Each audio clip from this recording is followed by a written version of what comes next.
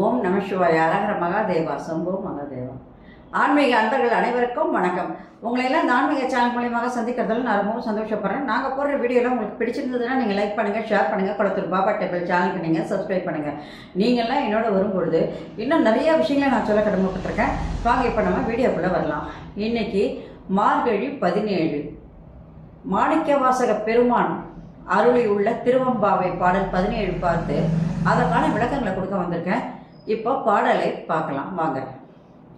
செங்கு அவன் பால், திசை முகன் பால், தேவர்கள் பால், எங்கும் இலாதோர் இன்பம் நம் பால், தா கொங்கன் கருங்குழலி நந்தம்மை கோதாட்டி, இங்கு நம் இல்லங்கள் தோறும் எழுந்தருளி, செங்கமல பொற்பாதம் தந்தரும் சேவகன் தன், அங்க நரசை அடையோர்கள் காரமுதை, தங்கட் பெருமானை பாடி நலம் திகழ, பங்கைய பூம்புணல் பாய்ந்து ஆடேலோர் எம்பாவாய். இது பாடல்.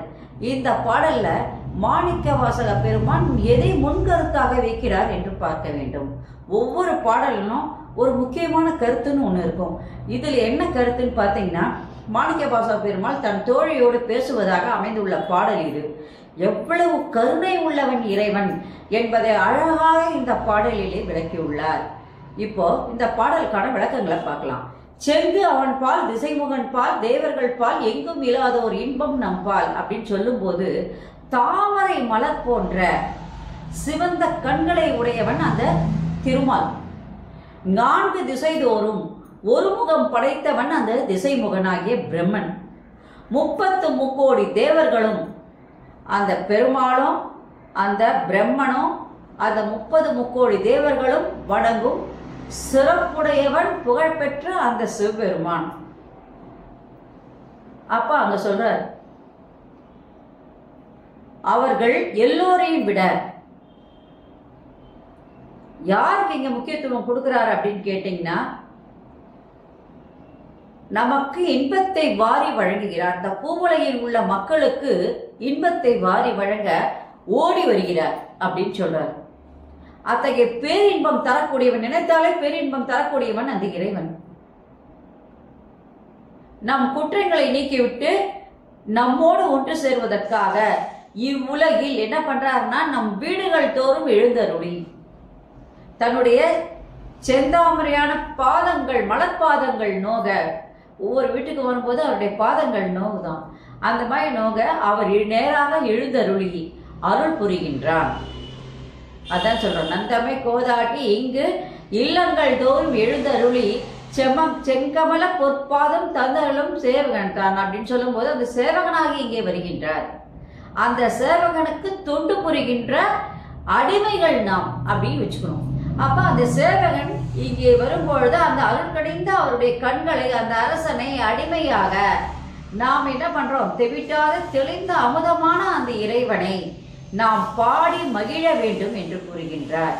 அதுதான் சொல்றாரு, தங்கள் பெருமானை பாடி நலம் திகழ பங்கைய பூம்புணல் பாய்ந்து ஆடையலோர் எம்பாவா என்று சொன்னார்.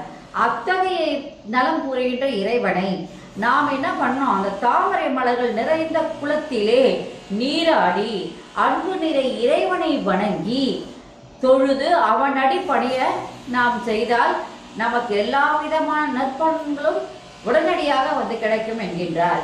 இப்போ பக்தரை நோக்கி, பக்தர்கள் சிவபெருமானை நோக்கி ஒரு அடி வைக்கிறாங்கன்னா, சிவபெருமான் என்ன பண்ணுவார், நம்ம நோக்கி 10 அடி உள்ள மேல வந்து வரோம். அந்த அளவுக்கு அவன் பக்தர்கள் மேல அவ்வளவு அன்பு உடையவர் சிவபெருமான். இதுக்கு உதாரணம் சொல்லணும்னா, மாணிக்கவாசக பெருமானையே எடுத்துக்கலாம். இந்த பாடல் எழுதுற மாணிக்கவாசக பெருமாள், இவர் குதிரை வாங்க போறார். குதிரை வாங்க சென்ற மாணிக்கவாசக பெருமானை ஆட்கொண்டவன் அந்த இறைவன். அதனால இறைவன் என்ன பண்றார், பக்தி எங்க இருக்கோ அங்க ஓடி வந்துடுறார். நம்ம ஒரு அடி வைக்கிறதுக்குள்ள அவர் 10 அடி நம்மளை தேடி வந்துடுறார். அத்தகைய சிறப்பு மிக்க அந்த இறைவன் தேவர்களாலும் பெருமாளாலும் அதே இடத்துல நான்முகனாலும் பார்க்க முடியாத அந்த இறைவன் நம்மை தேடி, நம் இல்லம் தேடி வருகின்ற அவரை நாம் மனதார நினைத்து வாயார பாடி உள்ள முருகி வேண்டி நிற்க நம்முடைய நாம் செய்த பாவங்கள் நீங்கி நாம் என்ன கேட்குறோமோ அந்த அருளானது நமக்கு உடனடியாக கிட்டும் என்று இந்த பாடலிலே கூறுகிறார். இப்போ இது இந்த பாடலுடைய விளக்கம். இப்போ இந்த பாடலுக்குன்னு ஒரு சிறப்பு இருக்கு இல்லையா, அந்த சிறப்பை பார்க்கணும் இல்லையா.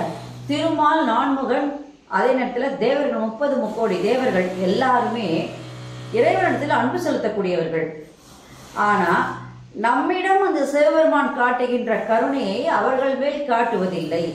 ஏன்னா அவங்க எவ்வளவோ விரதங்கள் இருந்து எத்தனையோ காலங்கள் யுக யுகமாக தவம் இருந்தாலும் கூட காண கிடைக்காத அந்த சிவபெருமானவன் நமக்காக நம்ம குற்றங்களை எல்லாம் நீக்கி நமக்கு அருள் புரிவதற்காக உலகில் எழுந்தருளி நம் வீடுகள் தோறும் வந்து கொண்டிருக்கின்றார். அவர் பாதமானது மலர்பாதமானது நோக வருகின்றார். ஏன்னா அவர் வர்றது எதுக்காக? நமக்கு அருள் கொடுப்பதற்காக. அப்போ அந்த சேவைகளை நாம் என்ன பண்ணோம்? அருள் கழிந்த அந்த கண்கள், அவருடைய கண்கள் எப்படி இருக்குதுன்னா அருள் புரிகின்ற கண்கள், அருள் கணிந்த கண்கள் என்று சொல்லுகிறார். அப்படி பாடி மகிழ்ந்து அவரை நாம் என்ன பண்ணோம்? அந்த தாமரை மலர்கள் நோக அவர் வரார் இல்லையா, அதனால அவருடைய புகழை எல்லாம் அவர் என்னென்ன பண்றாரோ அந்த புகழையெல்லாம் நாம் பாடி அந்த நீரோடையில் நாம் என்ன பண்ணணும்? நீராட வேண்டும். அப்படி பண்ணும்போது நம் பாவங்கள் எல்லாம் நீங்கி அவர் பால் நாம் என்ன பண்ணோம்?